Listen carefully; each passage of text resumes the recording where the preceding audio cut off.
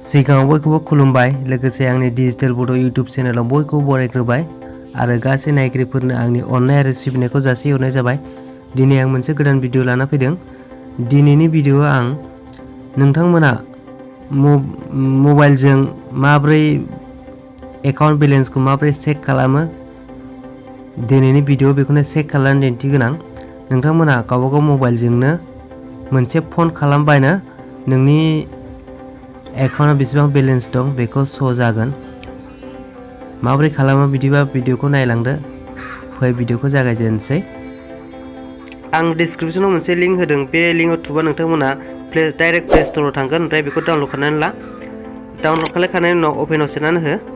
होमबा नैबेबायदि ओंखारगोन। होमबा लेंगुवेज मोनसे सेलेक्ट खालामदो नोंथाङा माखौ मोजां मोनो। ओमफ्राय आंना SBI नि ओंखायनो SBI खौ सेलेक्ट खालामबाय आं। ओमफ्राय नैबेबायदि ओंखारबाय। नैबेयाव चेक बेलेन्सआव होबावगोन। आरोबाव ओंखारबावबाय नै चेक बेलेन्सआव होबावगोन। बेयावबो बेलेन्स चेक खालामगोन नालाय। ओमफ्राय बेखौ एलाव होगोन। ओमफ्राय नैबे नाम्बाराव फन थांगोन। मिस कल गावसोरनो दानहरखायो। हरबा मिस कलल' जायो।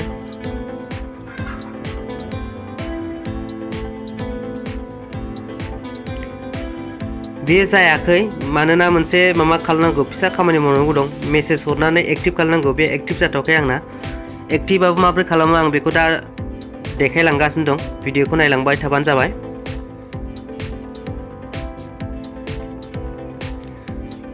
जायाखैबा मोनसे मेसेज फैखायो। नै बे मेसेजाव मा खालामनांगौ बेखौ खालामथोनो नै मोनसे मेसेज हरनो थोनो नैबाव REG होदो। ओमफ्राय एकाउन्ट नाम्बार स्पेस होनानै एकाउन्ट नाम्बार होदो। ओमफ्राय नैबे नाम्बारावहाय मेसेज हरदो। होमबासो एक्टिभ जायो। आं हरनानै देखायनोसै नै मेसेजाव होनोसै। डाइरेक्ट मेसेजाव फैबाय नै दाना। ओमफ्राय आं मेसेज लिरनोसै। आं बिनि सिगां सिमखौ सेलेक्ट खालामनोसै। अबे सिमजों आंना लिंक दं बेखौ आं सेलेक्ट खालामनानै लाबाय। बिनि उनाव REG लिरबाय। ओमफ्राय स्पेस होनानै एकाउन्ट नाम्बार लिरनोसै।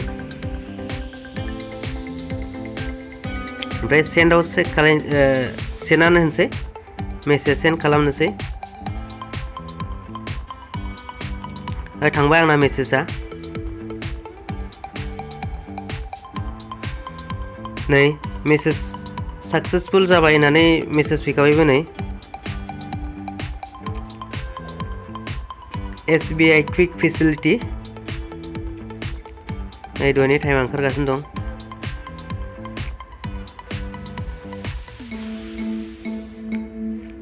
ओमफ्राय बेबायदि एसे माबा देखायो नै बेखौ माबानानै दानहरबाबो जायो।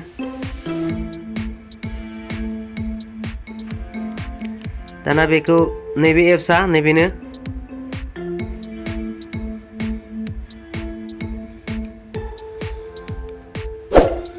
चेक बेलेन्सआव होबाय। नै आरोबाव बिदि ओंखारबावदों। बेखौ दाना होनसै। ओमफ्राय चेक बेलेन्सआव होफिनबावनोसै। आरोबाव चेक बेलेन्सआव होफिनबावनोसै।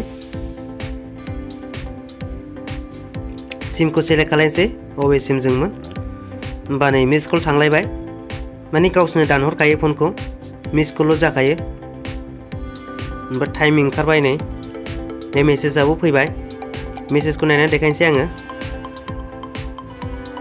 नैबेबायदि नै फार्स्टआव डेट थाबाय। ओमफ्राय एकाउन्ट नाम्बार नोंनि लास्ट 3 डिजिटल' देखायो लास्टनि। ओमफ्राय बेयाव बेलेन्स फैबाय नोंनि बेसेबां बेलेन्स दं।